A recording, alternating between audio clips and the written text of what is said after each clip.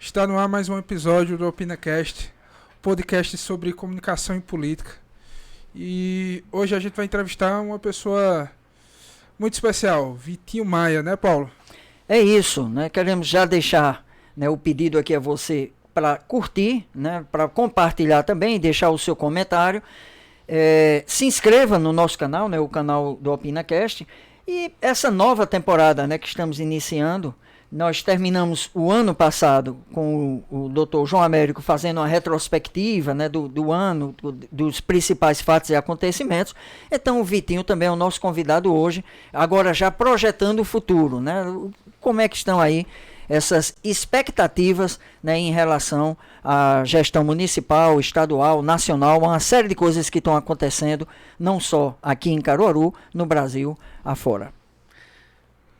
Seja bem-vindo, agora tocamos a bola para você, seja muito bem-vindo. Paulo, Patrick, muito obrigado pela oportunidade. Eu tava lembrando aqui agora, o primeiro que eu participei com vocês, tu tá muito chique, vocês estão muito chiques. Teatro João Lira, a né? última, né, foi um negócio, ficou perfeito, né, mas foi um negócio com uma menor estrutura, e agora com estrutura arretada dessa. Casa Cast, rapaz. A Casa Cast, top. Pessoal, não esquece de se inscrever, Paulo lembrou isso, eu vou reforçar agora, é extremamente importante pro canal, é extremamente importante pro trabalho dos meninos. Então não esquece de curtir, comentar e compartilhar para que mais pessoas fiquem sabendo.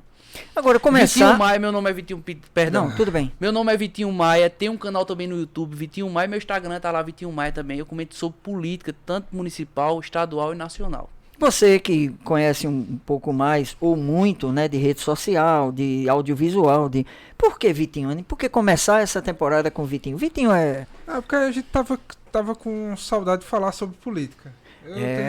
Eu gosto, é um assunto que eu particularmente gosto desde criança. Eu almoçava assistindo um programa eleitoral. Acho que era uma atividade diferente. E o Vitinho na rede social, gostando ou não gostando, né? Os comentários deles também tá bombando aí, não, né? Eu acompanho seja no Instagram, no TikTok. Eu acompanho o TikTok dele e gosto bastante, fico lá vendo. Eita, falando. Eu gosto dos comentários sobre a governadora. Eu fico assim, rapaz, sobre o primeiro decreto que ela fez errado. Teoricamente. Não sei se fez errado, não sei, minha governadora, me perdoe. Não sei se falo mal. Mas... Se deu um passo à frente, voltou atrás, deu a passo à frente de novo. A pessoa vai ver, vamos tirar um pessoalzinho, aí tirar até um motorista. Eu fiquei assim, rapaz. Bicho, ela foi, a Raquel, ela foi na ânsia da mudança, né? A mudança todo mundo esperava, só que talvez ela não entendeu a dimensão, e ela entende, claro, mas eu acho que mal assessor, não sei. Ela não entendeu o tamanho do Estado, né? E fazendo aquela canetada, eu acho que ela imaginou que ia tirar justamente aqueles cargos que existiam, né? E existem em muitos governos, que é aquele pessoal da parte política que só faz lá passar o cartão e pegar o dinheiro. Então eu imaginei, e eu acho que a intenção dela foi essa, de tirar essas pessoas. Só que, né, existem cargos comissionados que são cargos técnicos importantes, né, como por exemplo, diretor de escola. No decreto de Raquel, a gente está no período de matrícula escolar e o decreto de Raquel atingiu esse público. O diretor do Detran, né, para você que está tirando sua habilitação e quer pegar sua carteira de habilitação, precisa ter a assinatura do diretor do Detran. Então o Detran passou quase uma semana parado, pessoal que agendou para pegar o documento parado. Ou seja, e foi um ato precipitado e foi seja na área da saúde ou até outros. Eu estou dando esses dois exemplos, mas teve a área da saúde e outras áreas que ficaram paralisadas. Né? Foi tão mal que ela teve que fazer uma reunião com os deputados, que já ia começar a agir na Assembleia, e reconheceu realmente que foi um equívoco. Né? Toda gestão faz, porém precisava ter feito. É natural que ela coloque os cargos comissionados de confiança dela, né? Mas precisava ser feito com planejamento para justamente não parar serviços essenciais. E me parece que esse perfil, né, que ela experimentou também aqui em Caruaru é o mesmo que ela quis, ou que ela está querendo no Estado, né, que é justamente fazer um perfil mais técnico do que político. Só que aqui em Caruaru, isso para o legislativo digerir, né, aceitar, foi complicado. Além também de outros aspectos. A sua perspectiva, aí já começando nessa projeção, você acha que ela vai ter o mesmo problema, dificuldade? Já está tendo? Com certeza, já está tendo. Aqui em Caruaru ela fazia esse tipo de decreto, essas mudanças, e não tinha. Talvez alguém e a equipe, reclamava, né? A tal, equipe por ser mais técnica. Mas agora do no que estado, política. Veja, essa crise que foi criada no início, na primeira semana com esse decreto, não foi nenhuma crise política, para você ver o peso do estado. Né? Quem causou mais essa crise foi as instituições. Porque quando ela fez essa assinatura, o pessoal que trabalhava nos tribunais, por exemplo, tiveram que votar. Tinha um secretário lá no Espírito Santo, teve que voltar. Ou seja, foram as instituições que foram afetadas, começaram a reclamar, epa, isso tá errado. Os sindicatos, epa, peraí, tá errado. Não foi nenhuma crise política, não foi nenhum deputado. Os deputados vieram se manifestar depois, né? Mas quem de fato criou, né, a crise, se a gente pode chamar de crise, foram as instituições. Coisa que se fosse aqui em Caruaru, jamais teria acontecido. Então eu acho que Raquel já começa esse primeiro mês vendo, epa, peraí, aqui a gente não tá em Caruaru, que a gente poderia fazer qualquer coisa, né? E lá com a força política, a força da prefeitura, a gente, agora não, a gente tem um estado muito maior, a gente tem pessoas muito mais poderosas que a gente tem que ter justamente esse jogo de cintura. E de ir contornando. Nesse campo do estado, e você falou em deputado, quais são suas projeções em relação à LEP? Essa composição agora mudou, não mudou muito? A ausência de, inclusive, de parlamentares mais ligados em Caruaru, apesar da Rosa estar lá? Veja, para Caruaru foi muito ruim. Né? Caruaru a gente perdeu Zé Queiroz, a gente perdeu Lessa, a gente perdeu Tony Gel, que querendo ou não era uma representatividade, né, de Caruaru na Assembleia Legislativa. Então foi muito ruim para Caruaru. Né? Porém, a gente tem, lá vai ter Rosa Amorim no âmbito, e eu acho que uma perca muito grande para Caruaru foi o fato de Ivonne Queiroz. Né? Gostem ou não de Ivonne Queiroz, mas ele tinha uma atuação muito forte relacionada a Caruaru lá em Brasília. Eu acho que foi uma perca que a gente vai sentir muito aqui em Caruaru, mas também a gente tem agora Fernando Rodolfo. Eu acho que foi muito ruim para Caruaru, né? Tiveram muitos candidatos de fora. O que prejudicou muito também foi que teve muitas candidaturas da cidade. Para vocês terem uma noção, a gente tinha, eu acho que 15 ou 16 candidatos que tiveram 5, 10, 16 mil votos, que querendo ou não, acabou tirando o voto desse pessoal que era mais tradicional participando. Quanto mais candidatura, menos voto. Por mais que seja 1.000 votos, 2.000 votos, mas querendo ou não, seja um candidato pequeno de 1.000, 2.000 votos, querendo ou não, é menos 1.000, 2.000 votos para esses candidatos, esses deputados que já tinham uma tradição. Mas, assim, a gente tem que perceber também que, no caso de Zé Queiroz, né, muita gente diz, Zé Queiroz agora morreu politicamente. Eu não acho isso. Né? A gente tem que perceber que Zé Queiroz, ele foi o majoritário na cidade, né, foi o deputado mais votado. Zé Queiroz manteve a votação dele, e Zé Queiroz só perdeu essa eleição por uma falta de competência da equipe dele na montagem de chapa. Né? Essa foi a questão. Ele se queixa muito que foi de Ciro Gomes, culpa de Ciro Gomes. Não foi. Né? A culpa foi da equipe dele que não conseguiu montar uma chapa. Né? Competitiva, com mais 15 mil votos, Zé Queiroz tinha entrado. Ou seja, o PDT podia ter lançado 50 candidatos, só lançaram 21 ou foi 22. Mas se tivesse completado, com certeza, Zé Queiroz teria sido eleito. Então eu não vejo aí que foi Zé Queiroz perdeu o mandato, mas eu acho que politicamente, né, quem pensa que Zé Queiroz está morto, acabou Zé Queiroz, eu acho que não. Eu acho que Zé Queiroz é um nome muito forte e a gente pode comentar mais pra frente sobre os cenários os candidatos a prefeito de 2024. Né? Eu queria saber sobre o Toninho. Ele começou, como é que você vê a questão dele? Rapaz, pra mim não foi nem tanto Toninho a surpresa, foi o Tony Gel. Tony Gel sempre teve uma votação sempre majoritária, sempre foi majoritário aqui em Caruaru, e me surpreendeu muito a queda da votação do Tony Gel. Mas se a gente perceber também, essa campanha para Tony Gel, aparentemente, quem encontrava Tony Gel na rua, quem via o programa Tony Gel, percebia que ele não estava com tanta vontade de ser, pelo menos essa é a impressão que eu tinha. Ele estava na luta lá, mas parece que não estava com essa vontade de ser candidato como foi, não. Toninho, ele foi mais para ajudar o partido, né? O partido conseguiu, estava em uma situação muito delicada, o MDB, e Tony Gel sempre foi muito fiel ao partido, e Toninho foi mais para o sacrifício, né? Mas teve uma votação interessante, 15 mil votos, veio. Eu acho que eram as duas possibilidades, né? Não só a questão do sacrifício, mas também do teste. Não, né? foi o Para ver teste. se a imagem dele também Foi. tinha uma aceitação boa, né? E que vindo a possibilidade da prefeitura, então E ele deve tivesse... ser, Toninho deve ser o nome do grupo de Tony Gel em 2024. Se vai vir para prefeito, para vice, pro que for, não sei. Mas Toninho deve ser o nome do grupo de Tony Gel. que vai emplacar. Será que Tony já vai voltar a se candidatar como vereador, como já fez uma vez? Na Tem política algum- a gente nunca pode dizer nunca, né? Mas eu acho que não. Eu acho que essa iniciativa de Toninho ter sido candidato, eu acho que já é uma passada de bastão. Eu acho que daqui pra frente quem vai assumir é Toninho. Mas a gente não pode negar também que Toninho já é uma força política muito grande em Caruaru.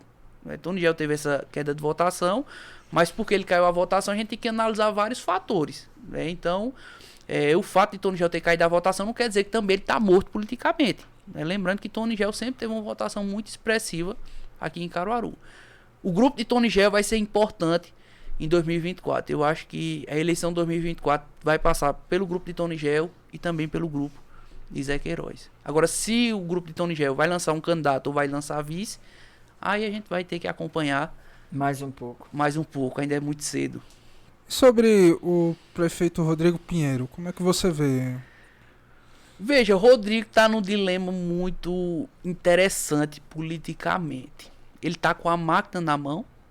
A máquina da prefeitura é uma máquina muito importante, muito forte. Porém, tem uma coisa que pesa contra Rodrigo. Né? Rodrigo é extremamente desconhecido.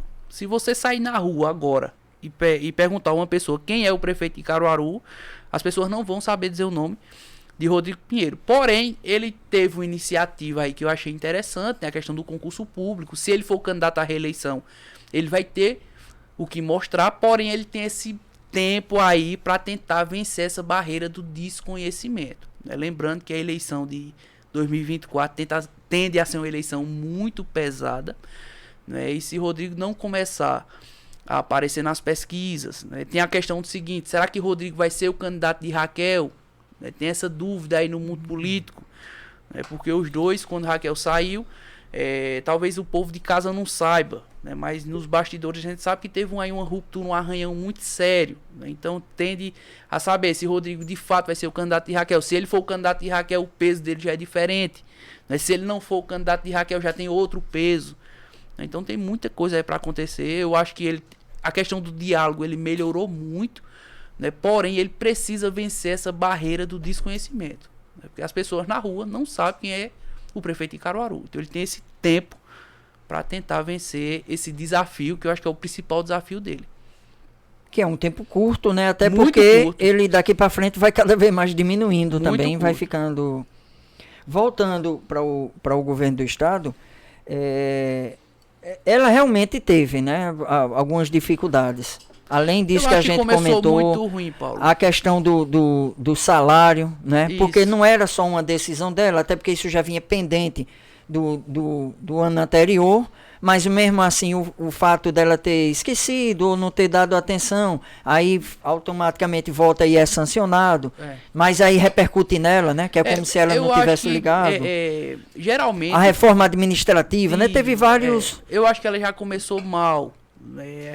É muito pouco Tende a tempo, melhorar, claro, com né? certeza. Mas... É muito pouco tempo pra gente dizer que é uma gestão péssima. Não, a gente não pode chegar nesse ponto. Eu acho que o mínimo é 100 dias do primeiro governo pra gente fazer a primeira uma avaliação avaliação. mais coerente. Mas veja, nesses primeiros 20 dias aí, tiveram erros que é decepcionante. Primeiro, a reforma administrativa. Raquel promete na campanha enxugar a máquina, fazer um negócio diferente. Quando lança, aumenta o número de carros comissionados e aumenta o salário. Pô, peraí. Se em questão de pessoal, de gasto com pessoal, então Raquel está sendo muito maior do que Paulo Câmara, porque aumentou o número de carros comissionados e aumentou o número de salário. Nesse imbróglio todinho, a única decepção para mim não é nem tanto esse estilo, essa reforma de Raquel, porque como a gente é de Caruaru, a gente já conhece. Mas foi o silêncio de Priscila Krause. Porque quem acompanha o mandato de Priscila Krause sabia que ela sempre foi combatente nessa questão, principalmente em aumento de carro comissionado, em aumento em gastos com pessoal. Ela sempre foi muito firme. E nesse ponto aí, para mim, foi uma decepção, porque eu saí candidato nessa eleição e meu espelho sempre foi o mandato de Priscila, porque eu achava fantástico a forma que ela trabalhava e vinha atuando na oposição, enfim, o trabalho dela como parlamentar, e esse silêncio dela me deixou muito decepcionado. E como a gente está brincando hoje de adivinhar o futuro, a Priscila, a Raquel deve colocá-la mesmo com força para a prefeitura, até para que ela tenha o caminho dela e Raquel possa permanecer mantendo-se sozinha, digamos, no comando. Uma coisa muito interessante, quem acompanha a Raquel Lira sabe que politicamente ela nunca deixou ninguém crescer, né, em questão política, né? Ela nunca deixou uma pessoa que tinha ascensão política perto dela crescer. E Priscila é interessante porque ela está dando um protagonismo muito grande à Priscila. Sim, mas por isso que eu perguntei, será que ela não vai logo focar ela na prefeitura de Recife? Eu acredito que essa visibilidade, esse protagonismo é justamente indicando que Priscila vai ser a candidata do grupo dela para Recife. No meu ponto de vista, né? Agora vai ser uma briga muito grande, porque Daniel Coelho tá querendo, Túlio Gadelha vai querer também, então vai ser uma briga que lá na frente vai ser grande entre eles, né? Mas eu acho que pela visibilidade que Raquel tá dando à Priscila, eu acho que Priscila tende a ser a candidata lá, no meu ponto de vista. E Túlio Gadelha, nessa questão de querer futuramente ser prefeito, é viável o nome dele, na sua opinião? Rapaz, na política a gente nunca pode subestimar ninguém, né? Eu não gosto de subestimar ninguém, mas assim, é uma pessoa extremamente conhecida, né, no estado de Pernambuco e vai tentar. Eu não sei se vai ter viabilidade, se não vai, se chega a ser uma candidatura competitiva, se não é. A gente tem que esperar as pesquisas para fazer essa primeira avaliação, né? Eu ainda acho que o PSB está muito forte. Veja, em termos de projeção, é bom, porque se ele sair candidato, ele não vai perder nada. Ele não vai perder o mandato dele como deputado federal e vai colocar o nome dele na rua. Então, se existem pessoas que não conhecem ele, a partir da candidatura dele, mais pessoas vão conhecer. Então, se não nessa, né, mas talvez em outra, ele poderia emplacar. Talvez ele saia só para ajudar a participar do debate, enfim. E a questão de Marília, como é que ela saiu nessas eleições? Bicho, Marília saiu, assim, foi uma derrota muito grande para Marília, né, porque Marília tava com a chave do palácio na mão, praticamente, né, e perdeu ali no trágico falecimento de Fernando Lucena. A gente não pode deixar de negar isso. O fato do falecimento de Fernando teve uma mudança muito grande no cenário do estado, né? Mas Marília perdeu a eleição de fato, eu acho que foram nos debates. Eu acho que no debate, quando o povo estava de fato para decidir, eu acho que ela deixou a desejar. E não pegou nenhum cargo ainda, né? Está aguardando em relação ao governo Lula, estado, né? Possa ser, né? Que Marília seja uma opção para Recife. Não sei se ela tente vir candidata a prefeita, não, porque ela já vem de duas. Ela foi candidata em 2020 a prefeita, perdeu. Foi candidata ao governo, agora perdeu. Eu não sei se ela vai. Eu acho que outros nomes possam surgir nesse cenário, né? Nessa questão, João Campos, como é que você vê a questão? Ele tá fazendo um bom mandato? Ele tá fazendo as coisinhas certas? Bicho, eu confesso que, assim, eu não tenho conversado com ninguém de Recife pra dar esse retorno, mas pelo que eu vejo, João Campos caminha para ser reeleito. Pelo menos politicamente ali ele já está se mexendo, né? Já puxou o PSD, já puxou a União Brasil, ou seja, politicamente ele está se mexendo e ele é um grande candidato.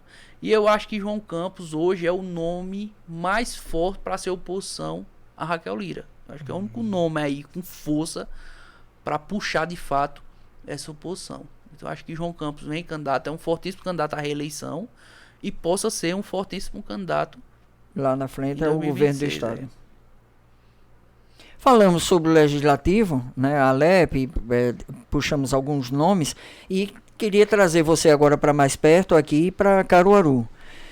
Basicamente em relação à Câmara Municipal, né, estamos aí na metade do mandato, né, dessa nova legislatura, desses vereadores, acho que mais da metade da casa foi renovada, e além de uma análise sobre essa legislatura, né, esse mandato, como você vê, inclusive comparando com outras, né, foi bem mais tranquila. Mas como você faz esse balanço e essa projeção também, né? Você acha que boa parte desses novatos se mantém, alguns saem, talvez sem precisar dizer nome, né? Mas que balanço você faz nesse porque é o sentido? seguinte, a eleição do vereador ela é muito complicada e diferente. Qual é o primeiro desafio dos candidatos, dos atuais vereadores hoje? Encontrarem um partido e um ambiente que eles possam disputar em 2024. E já tem uma complicação para se resolver aí, que tá todo mundo ainda no PSDB, né? Isso. Será então, que isso... A eleição 2020 já mostrou que se juntar todo mundo não vai dar certo. Então eu acho que essa experiência não vai rolar. Então o que acontece? A dificuldade deles vai ser na montagem de chapa. Será que vão conseguir montar chapa? Quem é que vai ter essa habilidade de convencer os suplentes, convencer os inferiores, de convencer o pessoal com votação menor a disputar com quem é vereador de mandato, né? Então vai ter que ter toda essa habilidade, senão vão ter que disputar entre si, mas a gente vai ter uma eleição muito pegada em 2024. Eu acho que a gente vai ter no mínimo 7 candidaturas competitivas para a prefeitura. Então cada candidatura dessa vai querer montar uma chapa proporcional competitiva. Então talvez se um vai vereador acabar ajudando aqui, um vereador ali possa achar um ambiente favorável em uma dessas 7 candidaturas e possa conseguir a reeleição.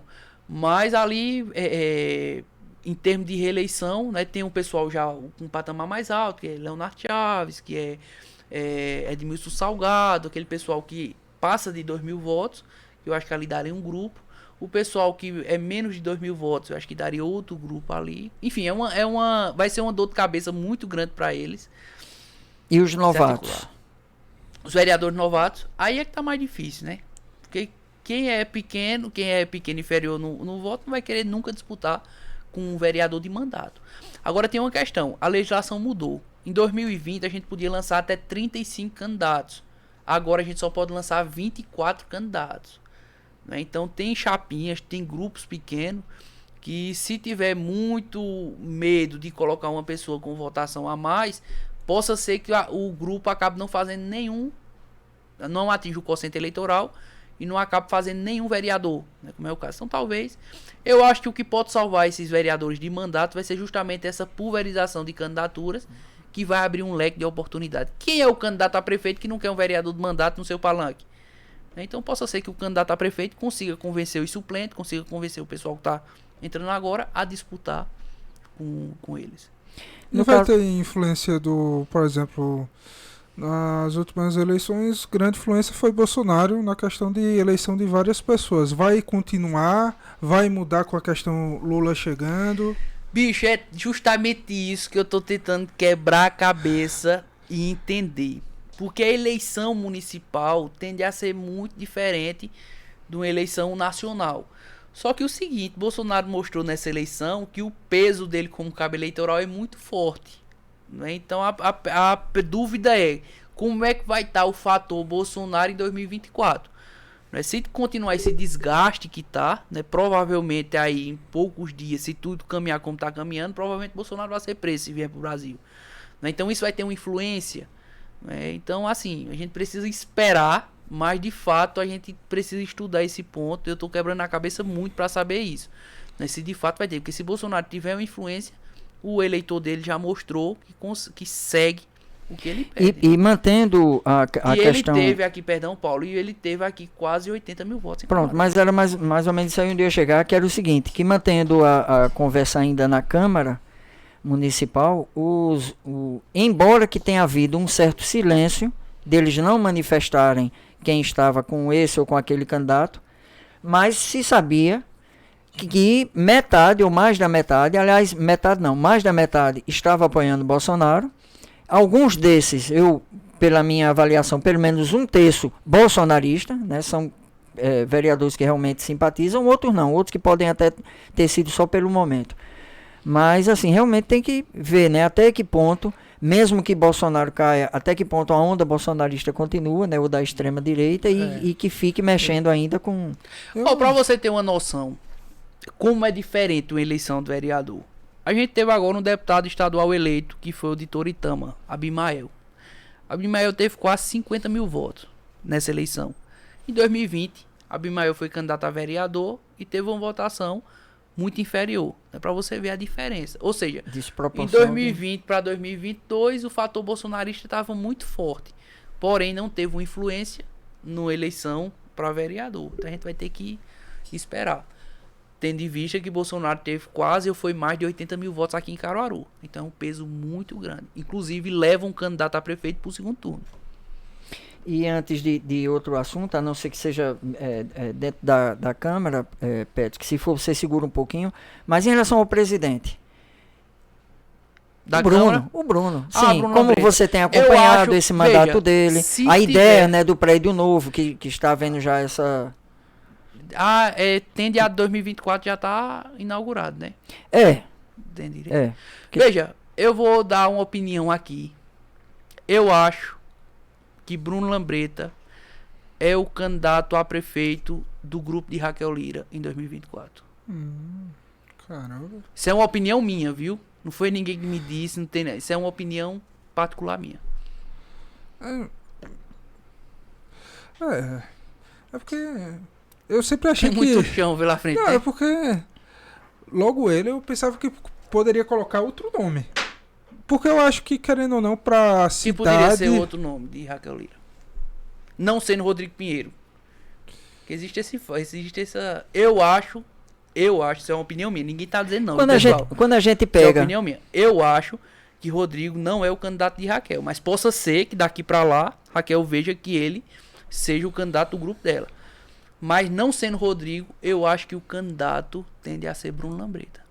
Quando a gente pega aquele histórico da entrada de Raquel, primeiro ano, segundo ano de mandato, e as dificuldades que ela estava tendo na Câmara, né, de apaziguar os ânimos, né, dos vereadores, tendo uma oposição barulhenta e depois até a própria situação se convertendo muitas vezes em oposição. E ela precisando de uma voz ativa lá, né, de uma articulação boa, de um líder que representasse ela, um líder de governo. E aí surge o Bruno como essa possibilidade, né, com a habilidade que ele tem, inclusive de orador, né, além de articulação, mas como orador. E então ela assume a liderança, né, na Câmara, como sendo o líder do governo na Câmara, e não deixou mais de ser, né? Porque, inclusive, mesmo quando ela preferiu não nomear o representante dela na Câmara, digamos, o interlocutor, mas sabia-se que era ele, né? E, inclusive, ele renova o mandato, né, como presidente da Câmara e permanece, mesmo no caso de Rodrigo, sem o representante, digamos, né, o oficialmente, digamos assim, um líder do governo. Mas é possível, né? É possível sim. Até porque, de vez em quando, se cogita-se também, né, outros comentaristas, né, o Edmar Lira, né, quando ele fez essa projeção dos pré-candidatos, do possíveis candidato, então lá ele colocou também. Ele fez uma projeção? Fez. Colocou inclusive os de sempre, né, o Tony Gel, o Toninho, Queiroz, Volney, Rafier, Lessa, todos eles, né, os que já são, os que podem vir a ser, incluindo Bruno Lambreta. Foi. Então você vê que isso vai... Eu acredito que Bruno seja, assim, se de fato não for... Claro que tudo é muito dinâmico, né, na política. Vai depender muito como é que vai estar Rodrigo Pinheiro lá, daqui pra lá, né, se o Rodrigo vai estar pontuando nas pesquisas, vai estar aparecendo, se tem chance de reeleição. Então vai ter todo um contexto. Porém, eu acho que o nome vai ser Bruno Lambreta, é uma opinião minha, particular. Acho que nessa questão acho arriscado, porque acho que ele não... É porque não tem como saber o que ele pensa, porque a pessoa arriscar. Tô lá, garantido como vereador. Vou brigar para ser prefeito, com a chance de sair sem nada. Não, mas talvez é uma projeção. Porque veja, se ele for o candidato de Raquel, né, possa ser que ele não ganhe a eleição, mas provavelmente Raquel deve, ele perdendo a eleição, chamar ele para participar do governo do estado. Né, e como ele ganhou uma projeção na cidade, então já é um nome forte, né, um nome possível forte para disputar, por exemplo, um deputado estadual, né, vir candidato a deputado estadual, 26 federal. E 28, caso... Nunca é ruim não, entendeu? Nunca é ruim não. Uma candidatura, às vezes a pessoa pensa porque saiu candidato e perdeu, acabou ali, não, mas talvez tenha toda uma estratégia por trás nessa candidatura. E por mais que Rodrigo esteja bem, porque inclusive na minha avaliação é pouco tempo, mas está, mas querendo ou não, a questão de Raquel liderar o partido, né, e estar na cabeça no Estado, então influencia muito quem ela vai determinar ser nessa cidade ou naquela cidade, porque vão ter outras, né, onde ela puder influenciar, como sendo a pessoa dela. Dar um tempo e aguardar no mesmo. caso, se Rodrigo se reeleger, ele vai ser como fosse uma nova força política. Uma nova força política. Perfeito, você fechou tudo aí agora. Aí sim, né? Aí ele se consagra como... Uma nova força política, que é justamente isso que nem Raquel quer, nem Tony Gel quer, nem Zé Queiroz quer, ninguém quer. Então não vai apoiar. Entendeu? De jeito nenhum, não tem lógica. É justamente isso. Não é dar corda para poder o camarada crescer futuramente. Que Rodrigo mostrou o seguinte, o Rodrigo mostrou que quando a Raquel saiu, Rodrigo mostrou que a rédea da prefeitura era dele. Ou seja, epa, peraí, aqui quem bota o dedo sou eu, Raquel, peraí, aqui quem diz como anda sou eu. Então talvez esse posicionamento não pode ter sido visto como uma forma, epa, peraí, tá querendo crescer? Então... Não, e caso ele vamos dizer que ele perca, ele voltaria querendo prefeitura ou voltaria como um vereador? Vocês acham, mais ou menos? É difícil saber como é que ele vai sair dessa eleição. Ele perdeu, mas foi pro segundo turno. Teve um desempenho bom no segundo fortalecido, turno. Se né? saiu fortalecido, é um nome. Se não chegou nem aí pro segundo turno, aí politicamente é muito ruim. E como é que tá? Agora veio na minha mente Jorge Gomes. Como é que ele tá? Porque... Eu acho que se aposentou, não foi, Paulo? Não sei, mas a pergunta dele é salutar, porque a gente sempre diz, né? Uma família de nome, de peso, de tradição, né? Inclusive uma família com histórico íntegro, tudo, mas que agora me parece que sai de cena, né? Sai de cena. Porque tem o Jorge, tem Laura e tem o Marcelo, filho. Né? Mas nenhum deles com cargo e político sem cargo é complicado. Possa ser né? que Laura venha candidata a vereadora agora, né? Ela já foi vereadora, não foi? Interessante. Possa ser, uma... Acho concorrido, viu? Acho que quem não, quiser... a eleição de 2024, preste atenção mesmo, a eleição de 2024 a gente vai ter Zé Queiroz, a gente vai ter Rodrigo Pinheiro para reeleição, a gente vai ter Eric Lessa, a gente vai ter Fernando Rodolfo, a gente vai ter Rafier, a gente vai ter o grupo de Tony Gel, né, que não sabe se vai ser candidato ou não. Eu ouvi dizer que o PT vai lançar a candidatura. Ou seja, essa informação eu tive também. Candidatos. Eu ouvi dizer que Perpétua, mas Perpétua tá na federação, então a briga vai ser aí entre o PT. Ou seja, de cara aqui a gente vai ter 7 candidaturas competitivas. Aqui já garanto uma coisa, segundo turno. É uma coisa muito interessante, segundo turno. Então veja, vai ser uma briga de gente grande. Nesses aí, o que é que eu acho? Eu acho que o único hoje, né, saindo das eleições, que teria peso e força para estar no segundo turno, no meu ponto de vista, hoje, seria Zé Queiroz. Eu acho que desses aqui, Zé Queiroz estaria no segundo turno. Eu acho que Zé Queiroz tem seus 25 a 30 mil votos em Caruaru. Possa ser que mude daqui para lá. Né? E o demais vai ser uma briga aí bonita de se assistir, de se comentar. A gente vai ter muito para comentar. E na questão do Brasil, como é que tá essa questão de Lula? Como que você tá vendo? O pessoal não tá deixando nem... Mal assume, já estão querendo quebrar tudo. Rapaz, veja, a situação de Lula é muito complicada porque o Brasil de hoje não é o Brasil de 2002, 2003, quando ele assumiu e ganhou a eleição. É totalmente diferente. Agora as pessoas estão participando, as pessoas estão acompanhando a política. Né? Então, ou seja, até agora, para mim, até agora o Lula não mudou a política de preço da Petrobras. Lula não mudou a questão do Banco Central ser independente ou não continuar independente. Ou seja, a política econômica, a política de fato tá a mesma. Então, para mim, até agora não teve diferença nenhuma. Mudou a questão ideológica, mudou a questão da figura e tal. Mas a parte política, a parte estrutural... eu ia falar sobre essa questão da estrutura. Há uma sinalização em vários pontos, a partir do momento em que alguns ministérios são retomados, algumas secretarias, alguns nomes, né, passam a assumir determinadas funções, Que aí isso sinaliza a mudança, né? Em relação à visão sobre o meio ambiente, em relação à visão sobre a cultura, ao campo científico, ao próprio tratamento em relação aos limites, né, do país, as áreas mais periféricas. Então, nesse sentido... Mudou completamente. Sinaliza, né? Claro que as consequências disso assim, na prática a gente vai vendo com o tempo, mas pelo menos o fato dele trazer de volta determinado ministério ou determinadas personalidades, figuras para cuidar de determinadas áreas pasta, sim.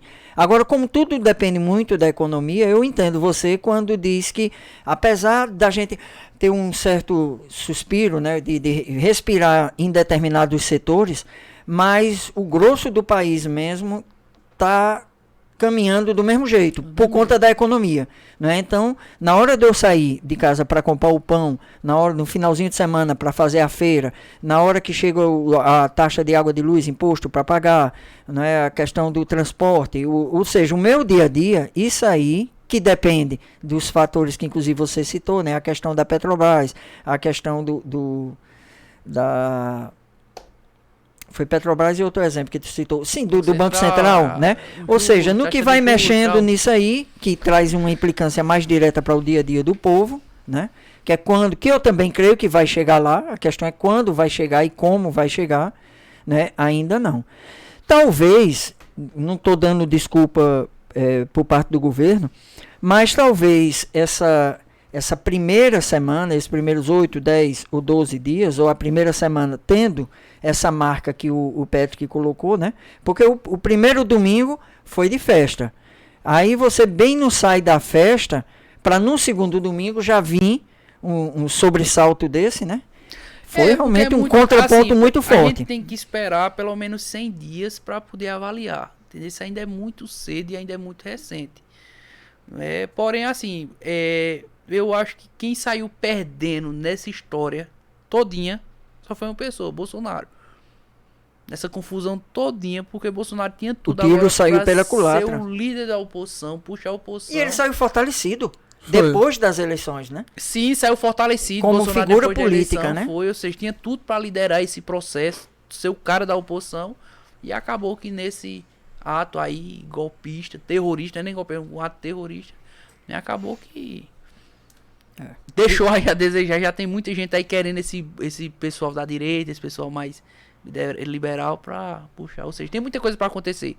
É muito cedo pra gente avaliar o governo Lula. Porém, uma coisa que eu vou ficar muito atento é a questão da política de preço da Petrobras, que ele prometeu que iria mudar, né? E o novo presidente, que ele já indicou, mostrou que não vai querer mudar isso. Então a gente precisa estar no pé, porque a política de preço é quem vai definir justamente, de fato, qual o preço da gasolina e como vai ser a política de preço. E no Brasil depende muito ainda dos meios de transporte, né? Inclusive... Isso, muda tudo, né? Quando aumenta a gasolina, aumenta o diesel, né? Automaticamente aumenta tudo. Os alimentos que são transportados de um canto para o outro, ou até o próprio tem a questão transporte público. Das pessoas que passam a notícia, porque eu nunca vi. Eu me lembro até hoje. Tava governo Dilma, aí o pessoal falando, o dólar tá muito baixo, isso prejudica a economia. Aí quando aumenta, não, tá prejudicando a economia. Quando é pra bater, o cara bate de todo jeito. Eu não entendo não. Aí o cara, economista formado, falando a mesma coisa, com duas visões completamente diferentes. Eu fico assim, meu filho... O que é que você quer? Eu não tô entendendo nada. A pessoa, aí tá baixando o dólar. Aí o cara, não, porque vai prejudicar isso e isso. Aí quando tá subindo, não, vai prejudicar isso, meu filho. Me diga pelo menos o caminho para dizer. E o ruim é o seguinte, que o Brasil tá rachado, né? A eleição mostrou, tá meio a meio. Né? Então... Não, é aquela questão, todo mundo sempre tem aquele, qualquer coisa faz o L. Qualquer coisa faz as minhas. E que tá se lascando é a classe média, o brasileiro em geral, só se lascando mesmo. Não, bicho, eu fico agora, os deputados estaduais de Pernambuco, eles aumentaram o salário, foi de 25 mil para 35 mil até o final do mandato. E depois que aumentaram o salário, na outra semana, 15 dias depois, eu acho, criaram um auxílio moradia, auxílio saúde e auxílio moradia. Ou seja, com isso aí aumentou mais 12 mil reais todo mês. Aí eu fico imaginando, rapaz, o pessoal fica passando pano, o pessoal fica defendendo político. Minha gente, Político é para ser cobrado. Deixem de estar passando pano para Lula. Deixem de estar passando pano para Bolsonaro, para Raquel Lira, para Rodrigo Pinheiro, para quem quer que seja. A gente tem que cobrar essa turma, porque eles ganham muito bem e quem paga é a gente. Enquanto o brasileiro não mudar essa concepção, não mudar esse pensamento, a gente nunca vai sair do canto. Esse é o problema. Precisa E agora o ficar pessoal atento, tá idolatrando político. Olha pra que ponto a gente chegou. Idolatrar político. É complicado. Em relação ao Senado, tanto quanto à Câmara, né, a gente há pouco tempo atrás, finalzinho do ano, a avaliação que se tinha é que era um Senado muito conservador, uma Câmara, mas você acha que também isso, ao longo dos meses, vai se equilibrando, até por conta da conjuntura política? Vai se equilibrando. Se tem uma pessoa que tem habilidade política, né, contornar tudo, é Lula. Ele é um gênio, gostem ou não dele. Eu tenho muita crítica a Lula, mas a gente não pode negar que Lula ele tem uma habilidade muito grande na questão política, no traquejo político. É tanto que ele conseguiu aprovar agora a PEC emergencial, não é? E muita gente ficou, meu Deus, como é que ele chegou? Nem entrou e já tem essa força grande. Então, imagina ele com a máquina, e agora principalmente que conseguiram barrar o orçamento secreto, não é? Então o governo vai, de fato, eu acho que ele não vai ter dificuldade com isso não, Paulo, com o Congresso não. Essa é a opinião que eu tenho, né? Apesar que vai ser um Congresso totalmente diferente, muito mais conservador, mas eu acho que quem manda é o Centrão. O Centrão. Quem manda no Brasil é o Centrão. Quem eles quiserem vai fazer o que quiser. É aquela coisa, só é saber o preço, né? O preço só é saber o preço. Quem manda no Brasil é o Centrão. Aí outra coisa, o pessoal fica preocupado, Lula, Bolsonaro. Não, mas eu vou votar nesse deputado aqui que trouxe uma máquina pra minha cidade. Vou votar nesse deputado aqui que o prefeito tá mandando. E o cara é centrão roxo. Se esquece que quem tá lá fazendo as leis, né, elaborando as leis, votando... Quem de fato manda, né? Então o pessoal vai, vou votar em Bolsonaro, em Lula, tô preocupado com esse deputado que se lasque pra lá, eu voto em qualquer um que estão pedindo. E acaba fazendo o oposto, que o principal, o mais importante é justamente o voto pro legislativo, né? E o pessoal não presta atenção, não olha direito, enfim. Nem saber sabe. Nem saber sabe. Já esqueceram que votou. Já. Infelizmente. Aí tem como o Brasil, um país desse ir pra frente, ninguém? A gente falou sobre o futuro de muita gente, né? Assim, pelo menos tentando adivinhar como é que, o que é que vai dar certo, o que é que não vai dar certo. Eu fiquei curioso agora para saber sobre Vitinho. E o futuro O que é que ele Vitinho? pensa aí? O que é que ele está preparando para ele? Você está num partido, está liderando o partido ou não? Está vendo essa possibilidade? Veja, eu sou presidente Eu sempre lhe conheci, vou dizer, estou perguntando isso, que eu também sempre conheci ele como um articulador, né? Um organizador de grupo, de equipe, então... Veja, hoje eu tô presidente municipal do AGI 36, aqui em Caruaru. E a ideia é justamente a gente montar um grupo e a gente vai estar participando ativamente das eleições de 2024. Então a gente já está na construção desse grupo, então provavelmente... Mas esse AGI não é partido. AGI é partido. É o antigo PTC. Já tem número... certo. O antigo PTC fez a mudança e agora é o AGI 36. Fez a mudança agora, para essa eleição. Então a gente já está na montagem do grupo. Para quem não conhece a história, em 2020 a gente montou o grupo do PTB, coordenei o grupo do PTB, a gente fez 2 vereadores. Então a maioria, Felipe José e Jorge Quintino.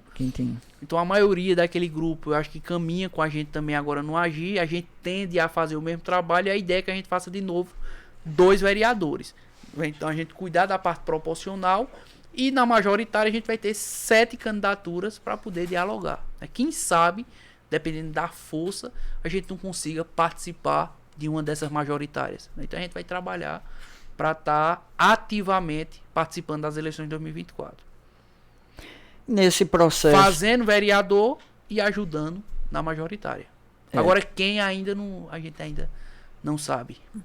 Exatamente por não saber, né, tanto nesse processo de construção da proporcional, tanto quanto da majoritária, é que hoje vocês também não têm, no momento já definido, se é oposição por exemplo, a federal, ou a estadual, ou a municipal, se é oposição a Raquel ou não, se é oposição ao prefeito ou não, no momento...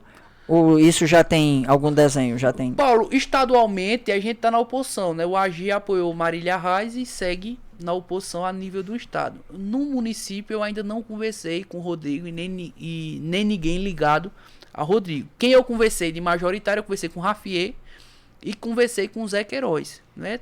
Daqui para lá a gente vai conversar com muita gente, pretendo conversar com todos os candidatos que vão disputar a majoritária para a gente decidir com quem vai participar. Se Rodrigo naturalmente for o candidato de Raquel, não sei se é viável ou se é um ambiente para a gente estar junto. Mas se Rodrigo não for o candidato de Raquel, mais na frente, nas convenções, pode até haver essa... a gente pode estar junto. Enfim, eu ainda não conversei com ele nem com ninguém ligado ao grupo de Rodrigo Pinheiro. Com quem eu conversei, como eu falei, Rafier e José Queiroz.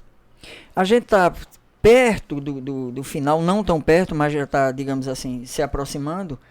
E já que o assunto voltou de novo aqui para Caruaru, entra prefeito, sai prefeito, entra gestão, sai gestão, renova a gestão, passam-se 8, 10, 12, 15, 20, 30, 40 anos, não só pelo que você viveu, que você é novo, então pegou menos do que eu, inclusive, nesse tempo político. Eu ainda peguei a campanha de Draito, né? Minha mãe me levava no braço para os comícios, então eu era novo, inclusive, nesse período.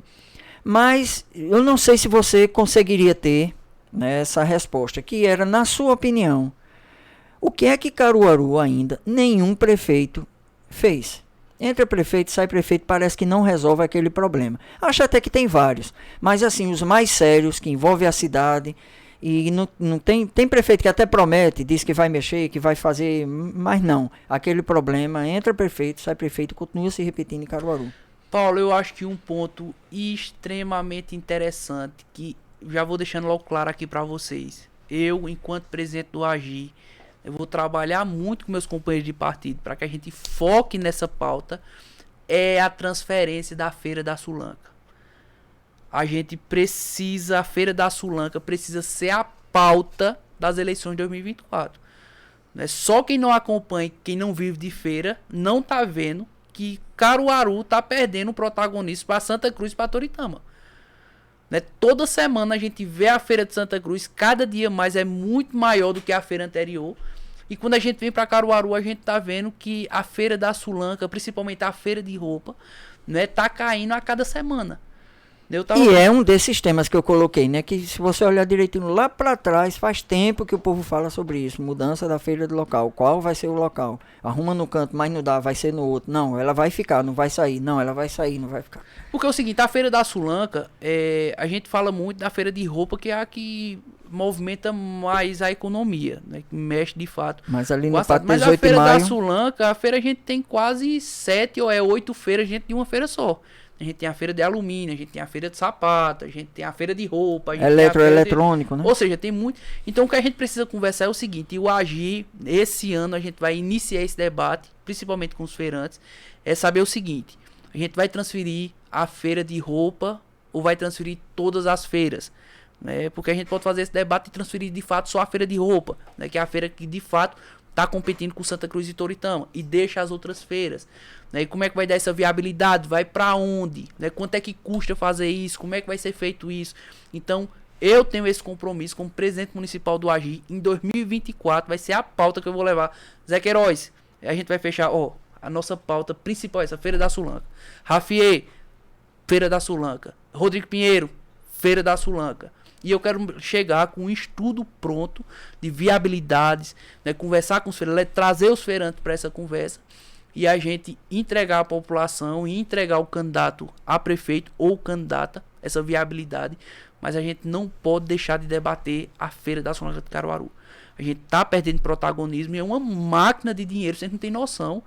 Como a feira movimenta, né, como movimenta o Salgado, como movimenta São João da Escócia, como movimenta a zona rural, né? A zona rural hoje praticamente vive de feira e cada dia mais a gente está vendo aqui em Caruaru, né, quem trabalha com Feira da Sulanca deixando de trabalhar. E a gente perdendo protagonismo para Santa Cruz e Toritama. Não pode. Concordo. Saneamento. O Ipujuca também parece que... Tudo bem que é um custo muito alto, né, se for fazer o trabalho todo. Mas não se faz, né? Não tem jeito. Até o governo do estado veio, sinalizou que ia fazer ali alguma coisa, né? Lá pro lado, salvo engano, lá pro lado do Cedro, para aquela banda de lá. E até hoje está abandonado lá, né? A obra era janelas para o rio. Realmente O Ipujuca me parece que é outra história que nunca ninguém vai resolver. O Né? Ipujuca eu só me lembro Esgoto ao meio aberto. Eu acho que para resolver o Ipujuca vai ter que puxar do governo federal, do governo do estado. Eu acho que o município sim não vai ter força para. Agora precisa colocar como pauta prioritária, né? Que se faça. Que se faça. Isso mexe com a saúde da população, Com né? Com certeza. muita gente que. Quase que como a Via Parque, né? A Via Parque não corta de cidade, de canto a canto da cidade, né? O Rio também, ele. Aí no caso, se fosse fazer alguma coisa da questão do rio, ia interferir a questão das outras cidades que cortam o rio, as outras prefeituras deveriam que fazer. Com Juca? certeza, cada um tem que ter sua responsabilidade, porque o nojo não vem só do Caruaru, né? Já vem. E aí das vem outras os cidades. impactos das lavanderias, né? Que Isso. acabam muitas delas. Então tem que ser federal, estadual e municipal. O tudo município só não tem força de. É. O município pode puxar esse debate, puxar essa. Mas o município em si não tem força de fazer essa obra grandiosa, não. Estamos encerrando, né? junto. Então, Eu, por mim, tô satisfeito, né? Eu não. Tá tudo tranquilo. as Só, últimas- só agradecer, né? Por mais uma vez ter trazido tanta informação, tanto. Tá claro que parte das coisas que a gente comentou aqui, que a gente disse, né? Não é que a gente tá adivinhando, nem tá. É só uma projeção, né? Então, política tem muito disso também. Política é muito dinâmico. Pode acontecer, pode não acontecer. E aquela coisa política é muita coisa na hora. O que pode, porque quem diria há 6 meses atrás que a governadora seria a Raquel. Eu queria saber quem apostar 50 mil. Assim, na Vera, pra dizer que conseguiria chegar. Eu acho que o que impactou, e muita gente diz, não, isso é conversa, mas não, tem dados, né, que mostram isso. Foi, infelizmente, a trágica morte de Fernando Lucena teve um impacto muito grande. Né, se a gente for pesquisar no Google Trends, a gente vai ver no dia do falecimento de Fernando Lucena, se a gente botar, pelo menos até o tempo que eu pesquisei, não sei agora como é que tá, Raquel assumiu, deve ter mudado. Mas até o tempo que eu pesquisei pós-eleição, os 5 tópicos mais procurados de Raquel Lira era marido Raquel Lira, morte de marido, eleição e qual o número de Raquel Lira. E nesse qual o número de Raquel Lira, Muita gente conversando foi migrando. com o pessoal da tecnologia de Marília, no dia depois do fato, né, foram mais de 300 mil buscas para saber qual o número de Raquel Lira. Então eu acho que teve um impacto muito, muito grande, né? Infelizmente, da forma trágica que foi. E na minha visão, a questão do que eu fiquei mais surpreso foi a questão do No PSB. primeiro, perdão, peraí, calma. No primeiro turno, minha gente. Já no segundo turno, Raquel ganhou a eleição de fato. Ela foi mais Sim, aí foi competitiva, mérito aí foi em relação à condução da campanha, deixando né? bem claro a consolidação. isso. Eu acho que pro primeiro turno, esse impulso foi o trágico falecimento, e no segundo turno ela de fato ganhou a eleição. E a questão do PSB continua muito forte. Na minha visão, quase que vai pro segundo turno de novo. Com Danilo que... E foi uma surpresa muito grande para mim o seguinte. Eu imaginei nessa eleição que o peso do prefeito não ia ser tão grande. Né? Porque o prefeito é um cabo eleitoral, o melhor cabo eleitoral que se tem para uma candidatura é o prefeito. Eu pensei que as pessoas, por estarem mais antenadas com a política, não ia tomar essa decisão sem depender tanto do prefeito. Porém, eu quebrei a cara nesse ponto. Né? O prefeito tem uma influência muito grande ainda. É tanto que Danilo Cabral quase foi pro segundo turno, ficando empatado ali com todos. Né? Talvez se não tivesse acontecido esse trágico falecimento, a gente talvez Danilo Cabral pudesse estar no segundo turno. Então, com a força dos prefeitos, porque o PSB, como tava tinha a máquina na mão. Eles estavam, né, se nivelando ali mesmo. Ele estava subindo, já alcançando, Isso. Marília estava se mantendo. E os outros também, né? Foi O a força fator- dos prefeitos. Foi a força do prefeito. Porque o prefeito ainda. Aí depois foi que eu vim abrir a mente. É porque na cidade pequena, principalmente cidade pequena, o maior gerador de emprego na cidade é o prefeito. Né? Então, por mais que você tenha sua opinião, mas seu emprego Vale muito vale mais. muito mais. Então a força do prefeito ainda é muito grande. E é com esse pensamento que a gente vai encerrando o programa. Muito bom contar com você. Muito bom contar com você. E deixar o espaço, né? De qualquer É. forma, para ele agradecer, falar aí as últimas considerações finais, digamos. Gente, só no- agradecer a vocês pela oportunidade. Sempre é uma honra estar falando com vocês, né? Participei do primeiro, participei do segundo agora e quero participar de mais, viu? Então, só agradecer pela oportunidade, dizer que a gente tá aí nessa construção política. A gente vai participar ativamente do debate, né? E se de fato aparecer outra oportunidade aqui, me chamem que eu vou estar aqui. Pessoal, não esquece de se inscrever no canal, é extremamente importante, dá o like e compartilha. Me segue lá na minha rede social também, no Instagram Vitinho Maia e no canal do YouTube também Vitinho Maia e no TikTok Vitinho Maia PE. A gente sempre tem conteúdos relacionados à política. Então, até a próxima semana. Tchau.